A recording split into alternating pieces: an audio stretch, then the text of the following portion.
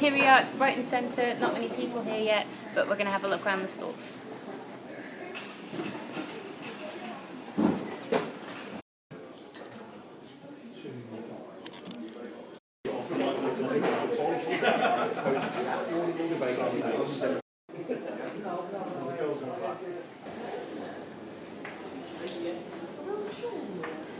We've got here madly early.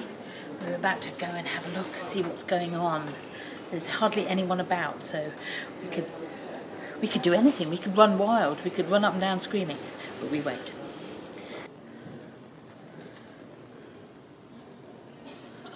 I think this is where it all happens. A town that has no short-start children's centres anymore.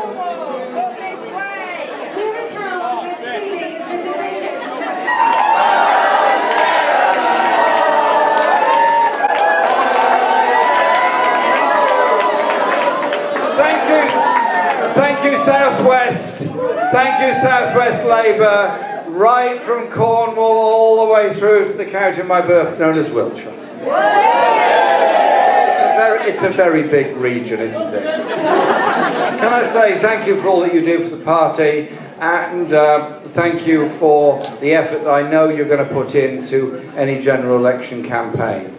Yes, we have support and MPs in Bristol and in Exeter, and we have constituencies to gain alongside the wonderful Stroud that we already hold. But we have battles ahead. To win, to gain Plymouth Moorview, to gain in Cornwall, to gain in Swindon, to gain in Bristol, and to gain in Gloucester. And it is about infrastructure investment. It is about the upgrading of the railway line all the way to the far southwest, so that we don't have this huge, fantastic, rapid train that gets you to Exeter, and then you get slower and slower, then after Plymouth you're stopping at every lamppost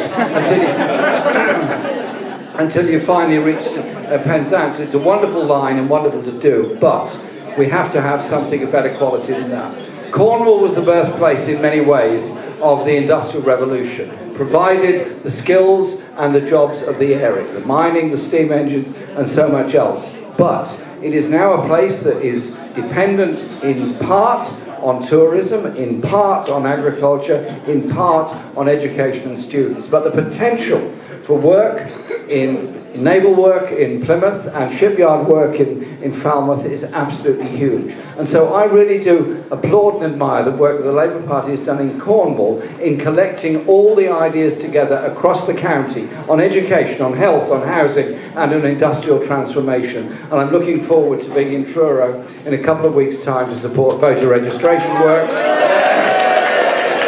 and to be in Falmouth for the next Labour grassroots event that we're holding there in October, unless an election has been called by then, in which case it'll all be rolled into the election campaign. So we have huge campaigning opportunities and work ahead of us.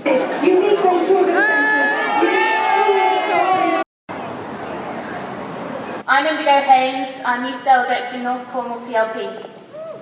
I'm 15 years old, this is my first time at conference.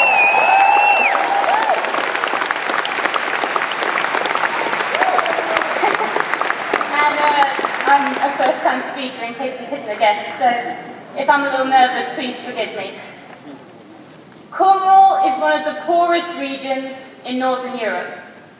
We qualify for EU funding similar to that given to Romania and Bulgaria, and we are crying out for a socialist government. In 2017, Labour beat the Lib Dems to come second in 4 of our 6 Tory-held constituencies. Those are now key target seats, and we will win them at the next election. The only thing necessary for the triumph of evil is that good people do nothing. And Edmund Burke said, when bad men combine, the good must associate, else they will face one by one unpitied sacrifice in a contemptible strength. This means to me that if we don't pull together, if we don't get our shit together, Boris Johnson is going to win.